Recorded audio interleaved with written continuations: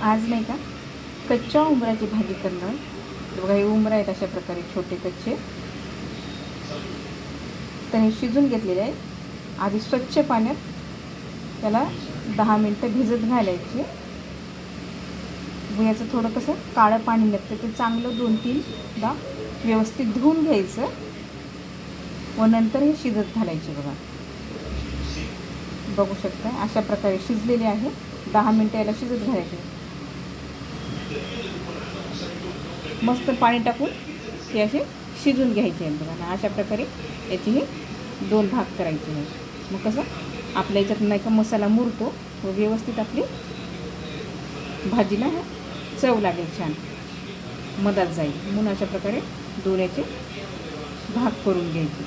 तर अशा प्रकारे तुम्ही बघू शकता. मी बघा इथे मस्त हे शिजून घेतलेले उंबरे आहेत बघा. म्हणजे सेपरेट मी 2 भागात त्याला केलेलं आहे.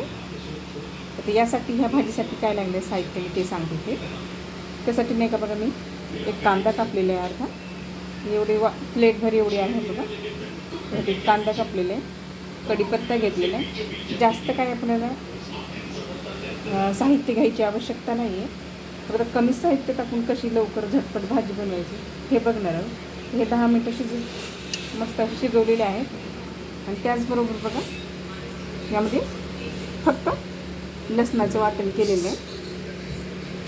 तर कढई घेतलेली आहे. त्या दहीमध्ये नाही का कांदा आणि कढीपत्त्याची 3-4 पाने टाकलेले आहे. तर यामध्ये अर्धी पळी तेल टाकलेलं आहे बघा. त्याच्यामध्ये थोडा कांदा लाल होऊ दिला.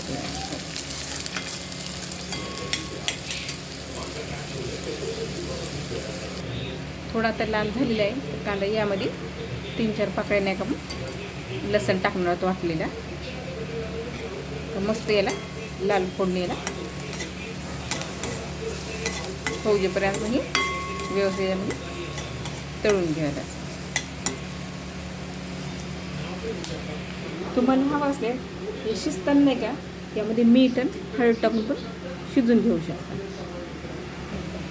मस्त आता आपण लाल फोडणी झालेली आहे बसलेली आहे. तर यामध्ये नाही किंचितची थोडी हळद टाकून घेऊया. व त्याचबरोबर लाल तिखट चवीनुसार कमी जास्त यामध्ये टाकू शकता. अर्धा पळी टाकत आहे बघा मी.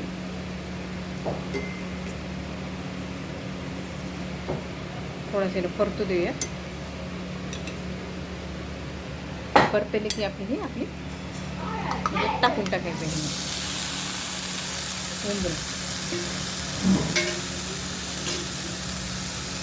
मिक्स करायचं आहे.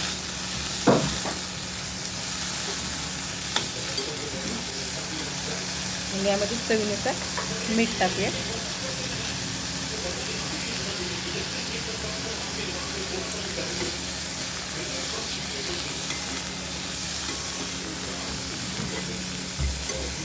थोडं परतूया.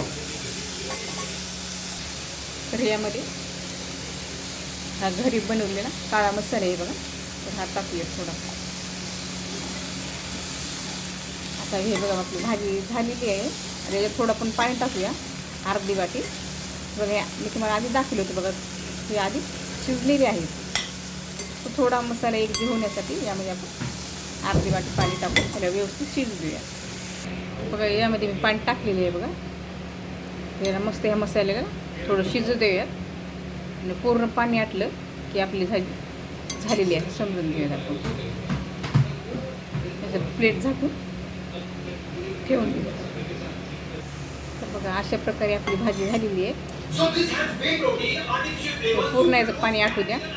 थोडंसं ओलावं असलं तरी मस्त भाजी लागतं.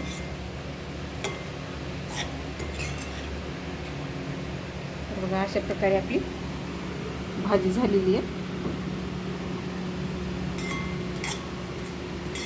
मस्त उंबराची भाजी व ज्वारीची भाकर.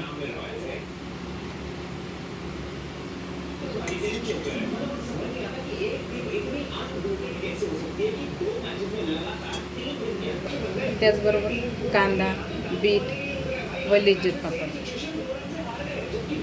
मस्त झणझणीत तिखट भाजी मस्त झालेली आहे उंबराची बघा. मस्त असं ओलं असल्याने छान लागते भाजी. मस्त बघा शिजली आहे मस्त भाजी.